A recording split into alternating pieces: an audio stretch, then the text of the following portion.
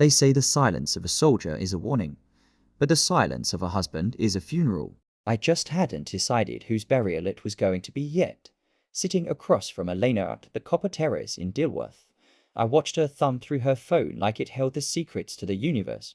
We'd been married 15 years, survived 3 deployments, and built a life that looked perfect on a Christmas card. But now, the woman who used to read my mind couldn't even meet my eyes. The signs were subtle at first, the tells you only notice when you've been trained to spot a lie before it's even spoken. She started placing her phone face down on the table, a tiny defensive wall between us. Her laughter had a new, nervous frequency, and she'd started wearing light blue by Dolce & Gabbana, a scent for someone who wanted to be noticed by strangers, not the man who knew her favorite sweatshirt by heart. Late session tonight? I asked, my voice as steady as a sniper's breath. Shakes as I'm close to a breakthrough, Jason, she muttered, her gaze fixed on a steak she was only pretending to eat. You wouldn't understand. It's about vitality. Reclaiming myself. Vitality. A fancy word for a 24-year-old trainer who didn't know that my lack of vitality was actually 15 years of carrying a ruck and a heavy heart so she could live in a zip code with manicured lawns and $18 cocktails. I took a slow sip of my bourbon neat and felt the burn. It was the only thing in my life that felt honest anymore. I looked at her, really looked at her, and realized the woman I loved was already gone. There was just a stranger left, waiting for a text to light up her screen. In the Rangers, we had a sacred rule. Trust, but verify. It's the difference between coming home and becoming a name on a wall. For weeks, I let the trust part carry the weight. But by Tuesday, the verify part took the wheel. I didn't take the F-150. It's too loud, too recognizable. I took my brother's beat-up grey sedan and sat 3 blocks away from the Iron Vault, the gym where Elena was supposed to be hitting her breakthrough. 6 o'clock p.m. came and went. Her white Lexus never turned into the lot. I followed the GPS tracker I tucked into her spare tire, well, a little habit from my days in Kandahar, and it led me straight to the Indigo Palms, a boutique hotel in Uptown with valet parking and a lobby that costs more than my first house. I found a dark corner across the street and pulled up my Steiner glass. There was no adrenaline, no shaking hands, just that cold, surgical clarity that hits right before a breach. At 8:15 p.m., they walked out. Elena was wearing a dress I'd never seen, laughing into the neck of a kid who looked like he'd been grown in a lab for fitness supplements. Jake. He handed the valet a tip with a flourish, his hand sliding down her back in a way that wasn't about vitality, it was about possession. I watched them for exactly 3 minutes. I didn't storm over. I didn't break his jaw. I just took a high-res photo, watched her Lexus pull away, and felt the last tether to my old life snap. I wasn't a husband anymore. I was an operator back on a mission, and the mission had just changed from protection to extraction. The world saw a distant husband who worked too many hours. I saw a man holding a collapsing roof over his family. For the past 8 months, my overtime at the logistics firm wasn't about a career ladder or a bonus. It was about Elena's mother. When the doctors at Duke Health mentioned the word stage 3, Elena crumbled. She's always been the flower, and I've always been the dirt. So, I did what I do. I went to work. I signed off on high-risk security consulting contracts in the Middle East, the kind of off-the-books advisory work I'd promised her I was done with years ago. Every cent of that blood money was wired directly into a private account to cover the experimental immunotherapy that our gold standard insurance laughed at. The irony was a bitter pill to swallow. I spent my lunch breaks arguing with claims adjusters in Durham and my nights staring at oncology spreadsheets until my eyes bled. All while Elena told her girlfriends and her trainer that I checked out. I didn't tell her the cost because I didn't want her to carry the weight. I wanted her to focus on being a daughter. I wanted her to stay whole while she was at the Indigo Palms, reclaiming her vitality with a kid who spent more on hair gel than I do on groceries. I was selling pieces of my soul to keep her mother breathing. I was being neglectful by sacrificing everything I had left to save the one thing she claimed to love. The debt was settled. The bills were paid, and the silence I kept for her was about to become the loudest thing she'd ever heard. Summit Fitness in the South End is the kind of place where the air smells like overpriced PRE workout, expensive rubber, and unearned ego. It's a cathedral of vanity, lit with neon blues and oranges designed to make every vein pop and every filtered photo look like a magazine cover. I walked in at 6:30 p.m., the witching hour. The bass from the speakers was a rhythmic assault, thumping like a nervous heartbeat. I was a ghost in the machine. I walked past the front desk, my heavy work boots clunking against the polished concrete, a jarring contrast to the sea of $200 designer sneakers. I could feel the side-eye from the lifestyle influences to them. I was just a tired, 48-year-old man in a rugged Carhartt jacket who'd wandered into the wrong movie. Then I saw them. They weren't in the squat rack or on the mats.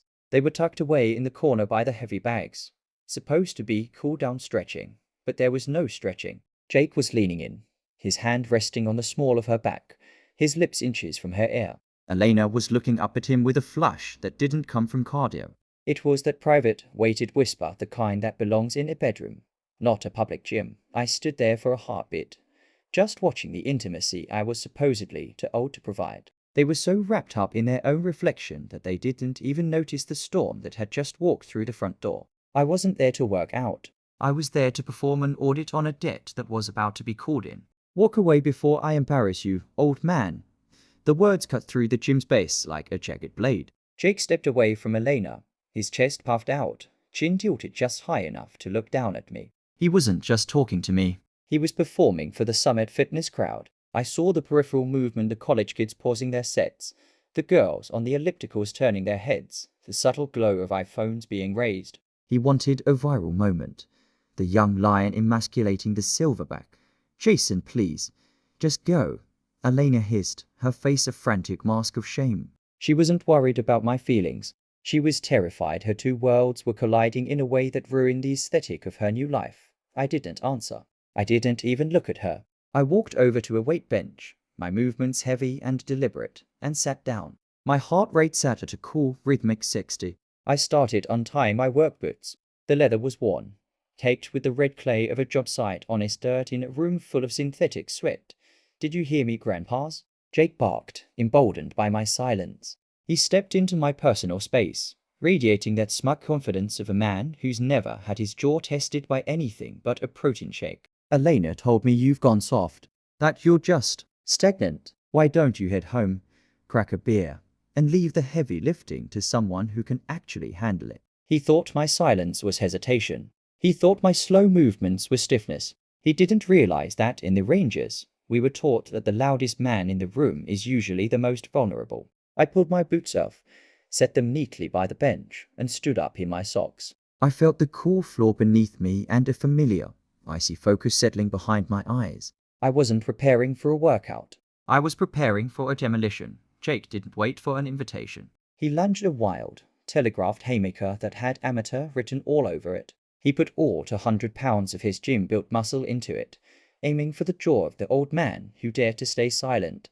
I didn't flinch. I just stepped 2 inches to the left. It's a simple rule of momentum. The harder they charge, the further they fly. I caught his wrist not to punch, but to guide. I gave his arm a sharp, tactical tug, adding my strength to his own frantic energy.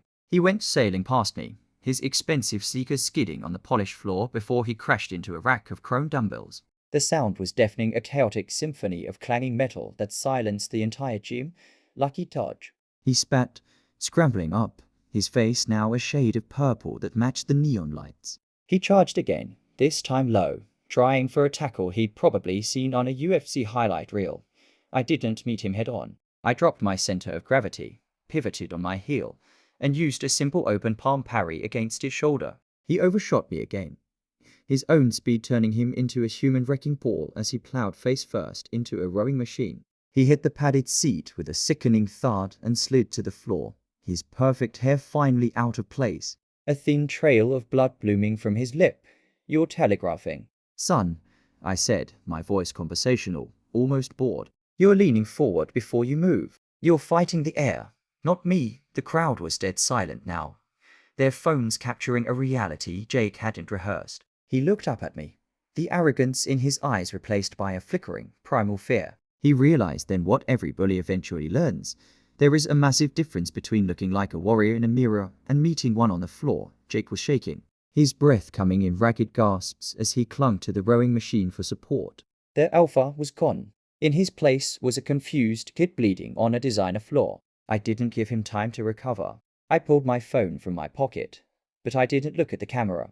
I scrolled to one contact, Elena. She was standing 10 feet away, her face a pale mask of horror, watching her world burn in 4,000 resolution. I hit the speakerphone icon. The ringing tone echoed through the gym's high-tech speakers, cutting through the silence like a siren.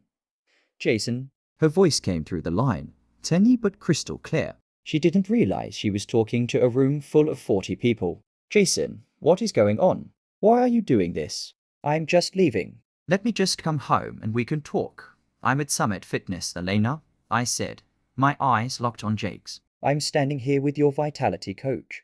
He was just telling everyone about your breakthroughs, about how I'm stagnant, about how I don't touch you anymore. Jason, stop. Please, she whispered over the phone, unaware that the real Elena was standing right in front of me, frozen.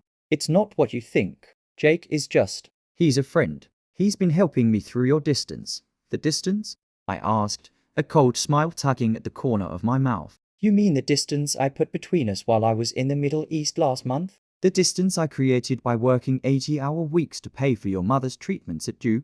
Jake, did she tell you about the cancer bills? Or did she just tell you I was a relic who didn't appreciate her? Jake looked like he wanted to vanish into the floorboards. The crowd's phones were inches from his face now. On the other end of the line, there was only a sharp, stifled sob. The lies hadn't just crumbled. They had been pulverized. I didn't wait for her to apologize. I didn't need the words. I just let the silence of the room and the recording lenses of 40 strangers do the rest of the talking. I hung up the phone just as the real Elena finally found her voice, though it was nothing more than a fractured whisper. Jason, I can explain. The stress, the loneliness.